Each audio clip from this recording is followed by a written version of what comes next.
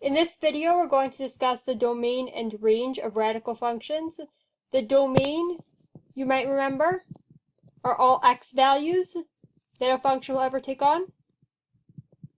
And the range are all y values the function will ever take on.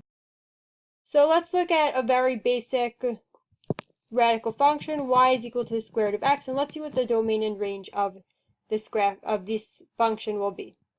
To do that, we're going to graph it on the calculator and see what are all the x values that the graph takes on and what are all of the y values the graph takes on.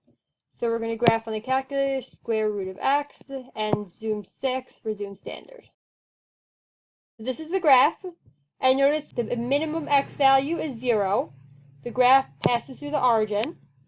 The minimum x value is 0, and the maximum x value goes on and on and on and on forever.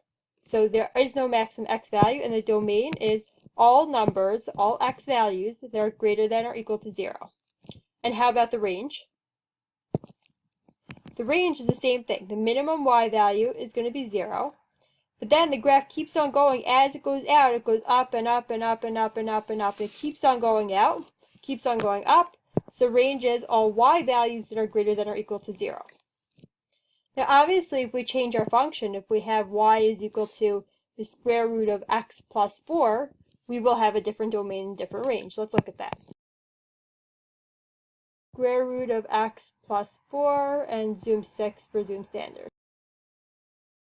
It looks similar, but now our minimum x value is negative 4.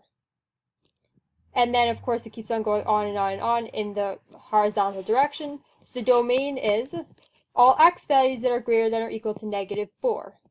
And how about the range? The range hasn't changed. So the range is still all y values that are greater than or equal to 0. Let's look at another one. Let's say we have the function y is equal to the square root of x plus 4 outside of this radical side. The square root of x, then we're going to go to the right arrow. So we're outside the radical side, and then we're going to do plus 4. And then zoom 6 for zoom standard. Now, instead of our graph shifting horizontally 4 units, our graph shifted up 4 units. Now the graph looks something like this. So our domain is going to be all x values that are greater than or equal to 0. But now our range, our y values, are going to be all y values that are greater than or equal to 4.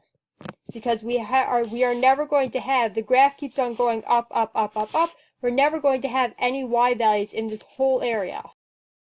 Let's look at one more. Let's say we have the function y is equal to negative square root of x. We have a coefficient of a negative or a negative 1. Let's graph this. Negative square root of x and zoom 6. That negative reflected our graph over the x-axis. So instead of going up, up, up, up, up like that, our graph keeps on going down, down, down, down, down, down, down like that. So that's our graph.